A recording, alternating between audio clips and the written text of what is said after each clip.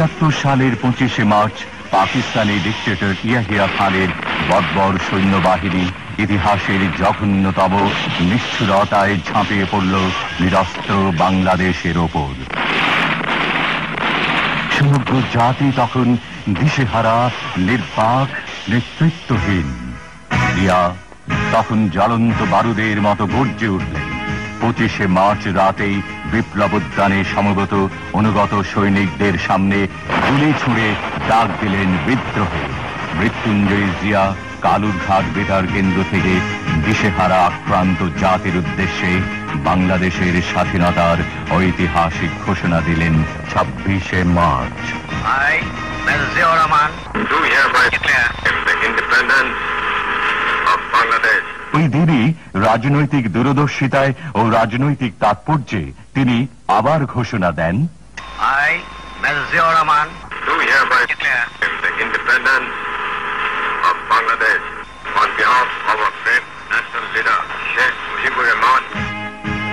একটি দুঃসাহসী, বিদ্রোহী, বিপ্লবী স্বাধীনতার কণ্ঠস্বর সারা বাংলার ইধারে ছড়িয়ে পড়ল।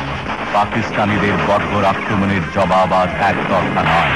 সমগ্র বাংলাদেশের লক্ষ লক্ষ মুক্তিযোদ্ধা পাল্টা আঘাতে জর্জরিত করে তোলে শত্রুকে। মুক্তিযুদ্ধের শুরুতে 1 নম্বর সেক্টরের সেক্টর কমান্ডার জিয়া। যুদ্ধের সুবিধার্থে তখন বাংলাদেশকে 11টি সেক্টরে ভাগ করা হয়। জিয়া দায়িত্ব পেলেন 11 নম্বর সেক্টরে। জিয়ার নামের প্রথম অক্ষর জেড দিয়ে গঠিত হয় জেড ফোর্স।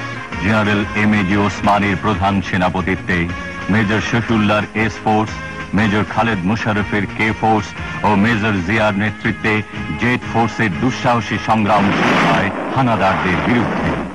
আক্রমণাত্মক সেনানায়ক হিসেবে জিয়া কামালপুর, বাহাদুরাবাদ ও নকশি যুদ্ধে হানাদার বাহিনীকে চরম শিক্ষা দেন।